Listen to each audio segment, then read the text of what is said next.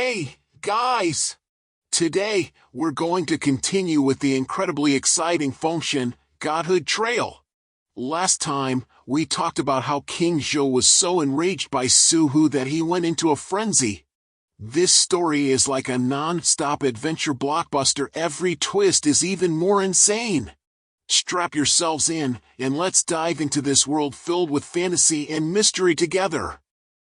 As we mentioned last time, when King Zhou saw Su Hu's rebellious poem, he flew into a rage. King Zhou was the king of the Shang dynasty. The Shang dynasty was an ancient dynasty with a history of over 600 years. It was just like a long-established big company that had gone through many generations of bosses. At that time, people firmly believed in gods. They thought that gods could control everything in the world and bless them with good weather for crops and a bountiful harvest. People worshipped ancient gods like Goddess Nuwa, believing that she controlled nature and prosperity. Visiting Nuwa's palace to offer incense was like visiting a sacred church. However, King Zhou wrote a cheesy love poem on the wall. This act was as blasphemous as publicly insulting God in a church. Guys, can you imagine? When King Zhou saw Su Hu's rebellious poem, his face turned beet red with anger, and he threw a violent tantrum in the palace, just like an enraged lion. He shouted, "This Su Hu is simply provoking me crazily on my social media feed. Just wait and see how I deal with him." So, he immediately wanted to gather a large army and personally lead an attack on Jizhou. Minister Lu Xiong quickly stepped forward to persuade him. "Your Majesty, you are the CEO of the Shang dynasty. You can leave such a small matter to your regional managers, the four great lords. They will surely teach Su Hu a good lesson and make him behave." King Zhou thought it made some sense and asked who would be suitable. Fengshen, the sycophant, immediately jumped out and said, "Send Chong Houhu. He's the closest to Jizhou. It's like choosing express delivery when ordering takeout." Lu Xiong knew that Chong Houhu was greedy and cruel. He was afraid that Chong Houhu would mess things up, so he also recommended Shibo Ho Ji Chang. King Zhou didn't care much and just waved his hand to give the approval. At this time, King Zhou was so angry that he even drew an ugly face of Su Hu on the palace wall with oracle bone inscriptions and wrote beside it, "Su Hu, you just wait. I'll show you." Isn't this very similar to the emojis you send to people you dislike on social media? In ancient times, the lords were like small bosses in various regions. They had their own territories and armies. The four great lords had a very important position in the Shang dynasty. They managed large areas of land and a large number of common people. This time, King Zhou sent Chong Houhu and Ji Chang to attack Su Hu, which was like a company boss arranging for two regional managers to deal with a troublesome employee.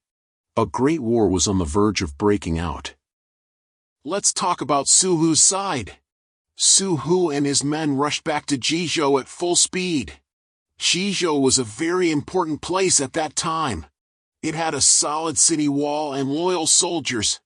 As soon as Su Hu entered the city, he complained to everyone that King Zhou is simply too absurd. He heard that my daughter Daji is beautiful and wants to make my daughter his exclusive internet celebrity in the palace. In ancient times, for a woman to enter the palace and become a concubine seemed glamorous, but in fact, it was like being locked in a luxurious cage and losing her freedom. How could I bear to send my daughter into that fiery pit? I refused on the spot, and then King Zhou turned against me and wanted to arrest me. Thanks to Fengshen and Yuhan pleading for me, I managed to keep my life. Out of anger, I wrote an anti-poem on the Meridian Gate and then ran back. Now King Zhou will surely send lords to attack us. Everyone, we have to prepare well, just like when we play a team battle in a game. We can't slack off. When the soldiers in Jizhou heard this, they all got angry and were eager to fight, vowing to fight against King Zhou. Su Hu then said, "If other lords come, there might still be room for negotiation, but Chong Houhu is definitely not a good person. He has always been unethical. This time, we can't be lenient. We have to teach him a lesson.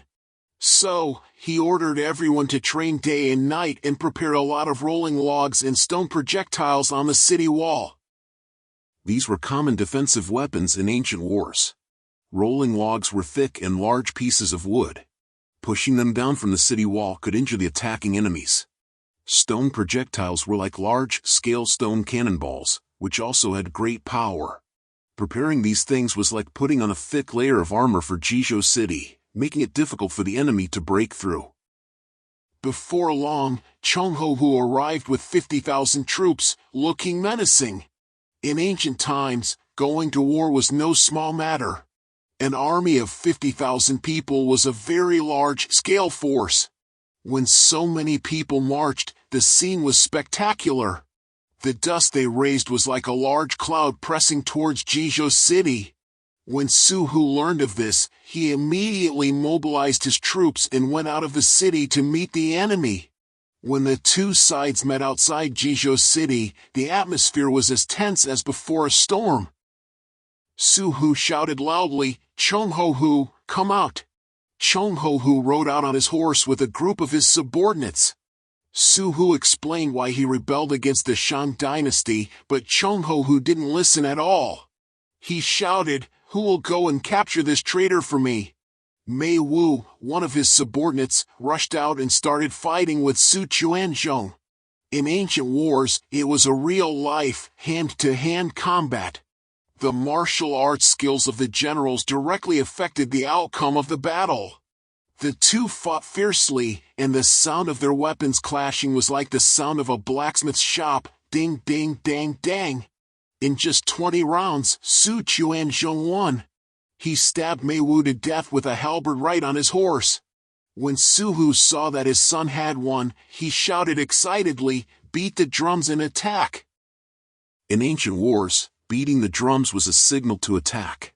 When the soldiers heard the drums, they knew it was time to charge. The soldiers of Jizhou rushed forward like tigers descending from the mountain, shouting slogans. Chong Houhu's army was beaten back step by step and fled 10 miles away. Su Hu still wasn't satisfied. At night, he took his son and launched a surprise attack on Chong Houhu's camp. In ancient times, a surprise attack was a commonly used tactic. By launching an attack when the enemy wasn't paying attention, it often achieved unexpected results. Chong Houhu and his son were so scared that they fled overnight. They looked as embarrassed as two rats being chased. Chong Houhu was walking dejectedly when he suddenly saw a large group of troops approaching in front of him. He was so scared that he almost fell off his horse. He thought to himself, "Oh no, who on earth is coming to deal with me this time?" When they got closer, he found out that it was his younger brother, Chong Heihu. Chong Heihu said, "Brother, I heard you got defeated badly. I'm here to help." Only then did Chong Houhu heave a sigh of relief. This Chong Heihu was no ordinary person. He knew magic. In ancient times, people believed that some people could obtain magical powers through cultivation. These magical powers could play a huge role in wars. When Su Hu learned that Chong Heihu had come, he was very worried and said, "This Chong Heihu is very powerful. He's like a witcher in The Witcher 3, full of magic." Su Quanzhong, being young and hot-tempered, didn't believe it at all. He said, "Father, don't boost others' morale. I'll go and fight him." Then he rode his horse and rushed out. When Chong Heihu saw Su Quanzhong, he wanted Su Quanzhong to call out Su Hu for a talk, but Su Quanzhong refused to listen. Instead, he said harshly, "Chong Heihu, we in Jizhou will never make peace with you. My father won't show you any mercy. You'd better retreat immediately, or you'll regret it." Chong Heihu got angry when he heard this. He raised his axe and started to attack. After the two started fighting, Su Quanzhong had the upper hand at first. But he didn't know that Chong Heihu had a secret weapon, a red gourd. Chong Heihu was fighting when he suddenly lifted the lid of the red gourd and started chanting incantations. "Watch this! My ancient-style drone," he said. A black gas flew out from the red gourd, and there was also an iron-beaked divine eagle. The eagle pounced towards Su Quanzhong. Su Quanzhong was startled and quickly used his halberd to protect himself. Unfortunately, his horse was unlucky. The eagle pecked out its eyes. The frightened horse threw Su Quanzhong to the ground, and he landed on his back. Taking this opportunity, Chong Heihu ordered his men to tie up Su Quanzhong. Now, let's play a Fengshen 101 virtual vote. Everyone, guess what Su Hu will do next after Su Quanzhong is captured? A. Surrender directly. B. Try to rescue Su Quanzhong. C. Seek help from mysterious forces. Hint, think about a powerful figure in the story. Please vote silently in your hearts. That's all for today's story, guys. Do you feel like you've traveled back to the ancient battlefield and witnessed these exciting battles? What will happen next between Su Hu and Chong Heihu? Will Su Quanzhong be safe? What are the three demons sent by Goddess Nuwa doing? Keep following Fengshen, Godhood Trail, where history, mythology, and meme culture collide.